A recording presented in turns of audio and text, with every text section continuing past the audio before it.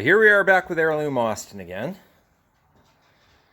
The last video I believe was months ago, and I haven't even put it online yet, but I'll get around to that. It was me pulling the front end off, and in that time since then it got very, very cold, so I did really nothing much because it's out in my garage, which isn't exactly heated. But it's now spring, it's April, and the last couple of days has seen me building a cart. And yes, I did not remove my differential yet before I put it on the cart. The cart, that's my rear deck on the bottom of the cart, and that's what's left of the convertible top. It's just shattered or tattered up. So what I did was, it's built, it's 47 inches wide, which fits exactly between the pinch welds on each side. And then it is I took 8-foot 2x4s, so when I cut 47, I'm left with 49, plus the extra 1.5 inch length from the 2x4s there going across. So it's a 52-inch length, which runs from pretty much the spring box there right up to the firewall. So it's the same length basically as the rocker panel. And 4x4s, 16 inches from top to bottom. And then with the caster, it's 21 inches. So in casters, 2 of them steer, 2 of them don't. And of course a little support piece in the middle there. That's all done with lag bolts. So and the weight is set up so that it is over the 4x4, which is directly over the caster. So there's minimal stress on the 2x4s, which is why I felt comfortable using 2x4s instead of 2x6s. While I was building that, I also built, I'm just going to come outside here, sorry about that. I also built the ends to a rotisserie, again, all lag bolted, 4x4, 4-foot wide on the bottom, and it was a 7-foot 4x4, so 36 on the vertical. So with the 4x4, it's 39.5. These are 24 inches from point to point along the long end, and the short end, of course, is 17 because you just take off the 3.5 width. Then when I do put these together, I have casters for these as well.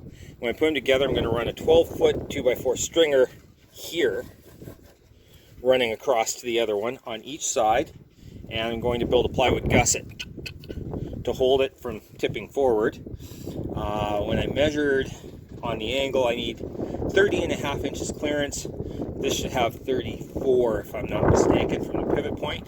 What I'm going to do at the top is I'm actually going to, I've cut this to fit right there. Then I'm going to cut a notch here. It's going to drop in. Probably have another notch on the front. So then I'm going to run a steel bar through there. Obviously, we'll kind of sort that out, but lumber is going up in price at an incredible rate, so I wanted to get started on it while I could still get the old prices, because literally on Monday the prices go up. So I got this for about 2/3 what it would cost me otherwise. And today I'm going to work on pulling the rear suspension. This is the plan. So we got to do to pull the rear suspension per the book. Pull the rear drum off. Then there's a couple of bolts under here. I'm going to hold it up with a jack, obviously. This bolt has to come off. This bolt has to come off, and the U joint underneath has to come off, and the strap. So I'm going to be spraying these all with copious amounts of liquid wrench. Although right now it's not looking too bad because this looks really bad, but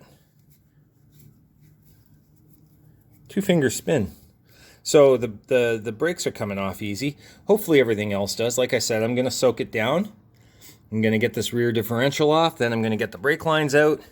Then I am literally down to my tub. And I can go from there. This looks really solid. This is all pretty solid in here. So, I mean, it doesn't look great, but I think that's mostly just surface stuff. So I might be able to get away with just doing the floors and leaving the spring boxes more or less intact. It's a fairly low mileage car, so we'll see how that goes, but I think we might be able to pull that off. Anyway, to work. Okay, I got the brake drum off. I don't know if I actually needed to have it off or not. The lighting in here, by the way, is terrible. But, yeah, so I got the drum off. I put the screws back in. The brake shoes actually don't look terrible, but they were pretty jammed up against it. They're all getting replaced anyway. But maybe I'll disassemble that when it's all off the vehicle. My only concern is, can I get to this nut? But I don't know if I can pull the backing plate off without pulling the hub. I'm going to have to look into that. I might just have to use a breaker bar up there. So right now what I'm doing is I'm going to pull the emergency brake rods. So basically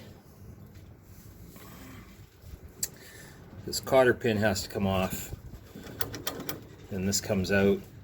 Sorry, this cotter pin has to come off, this comes out, and then I'll pull the linkage at the other end here, which will be middle of the car, right in there. So let's see how it actually looks.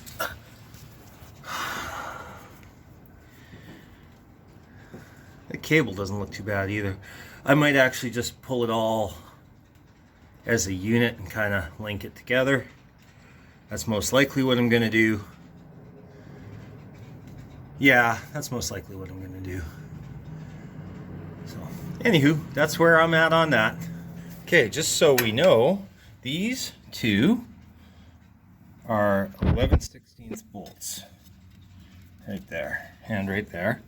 And without any PB blaster at all, the breaker bar seems to have cracked it, but getting in there is going to be fun.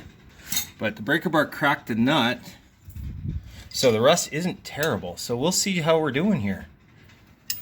The bolt underneath to keep it from spinning is a 5/8.